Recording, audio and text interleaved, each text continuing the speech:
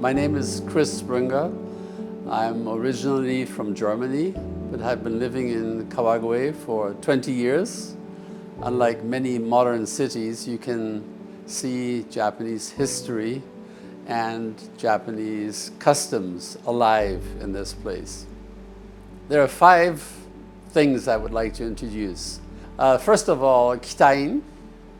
Kawagoe is called Little Edo because there are many things from the Edo period that one can still see in Kawagoe.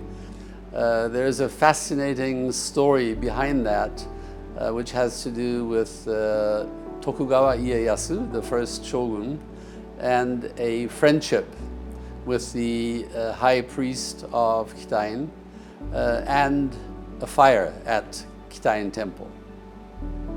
Number 2 are the kura. This has to do with another fire in, I believe, 1893.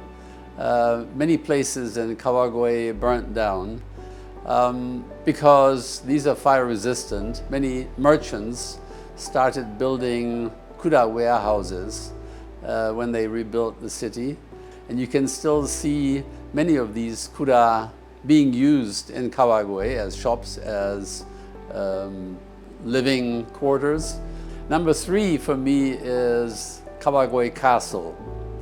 Kawagoe Castle is still visible in Kawagoe, and you can visit the main part of the castle and see how it was used during the Edo period. Number 4 for me is kimonos. There are many places in Kawagoe where you can rent a kimono and all the other implements you need to look your part, and you can stroll through the city in a kimono and Japanese footwear, geta, or zori, to enjoy the real flavor of this very special place.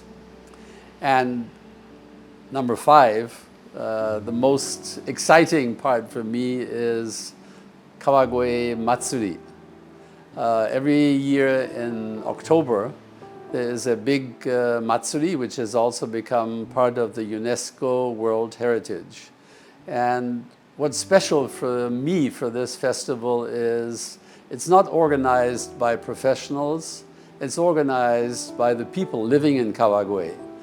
From each part of town, people get together, wear a special festival kimono, and pull a huge float weighing about 4 tons through the streets of Kawagoe. This builds strong relationships within the community, which I think is a very important aspect of enjoying life, but also preparing for disaster in case of an earthquake or a typhoon. I think it's very important to have this kind of spirit of community.